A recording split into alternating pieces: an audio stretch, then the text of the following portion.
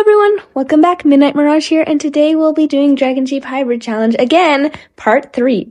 First I got a Skywing and a Rainwing. Now I was excited about this one because I love drawing dragons that are tall, long, and big wings, and elegant, and it was just really fun to draw it because I try to make all my dragons like. And then when I'm drawing a Seawing, I'm like, no, you gotta make it short. That's how Seawings are. This is not a Rainwing. So maybe I do draw Seawings a little less because of that. Also, their wing designs confuse me. Anyways, talking about the hybrid here. The pinkish reddish scales you can see here cannot change color. Because of her Rainwing heritage, they were mutated to be pink and more pink instead of red, but also they just look better with purple.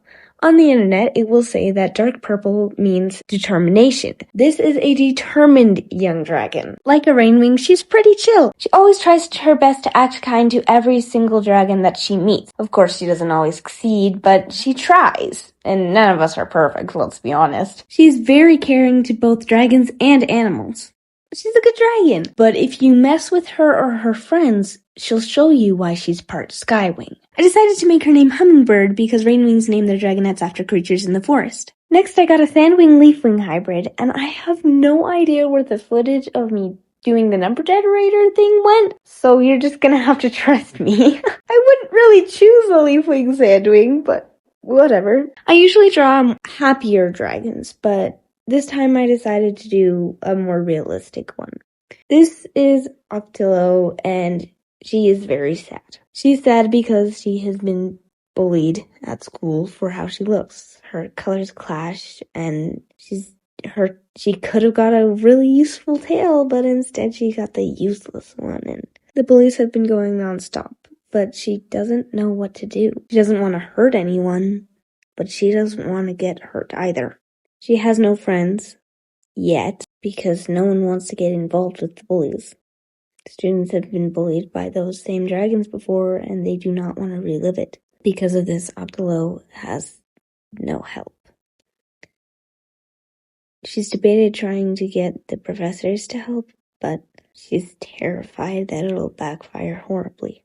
She doesn't know it yet, but she will get a friend that will stand up for her, and things will get better. I'm sure some of you are the same way.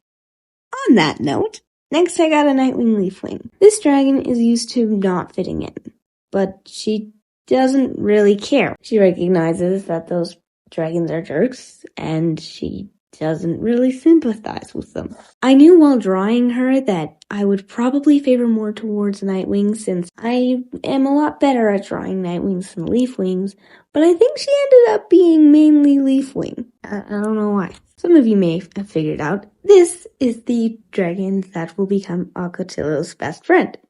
She will stand up to other dragons about anything, and she will protect those who need to be protected. Because she doesn't really care about hurting other dragons' feelings. I'll let you decide whether that's a good or bad thing. Together, she and Ocotillo make the perfect team. Ocotillo making sure that she doesn't hurt anyone and thinks through her actions, and her making sure Ocotillo will actually stand up for herself and care about herself as much as she cares about others. Talking about the design a little bit, I was originally going to do a Leafwing shaped wing and then just Nightwing stars on the underside of her wings, but then I got an idea, and I don't think anybody else has done this before.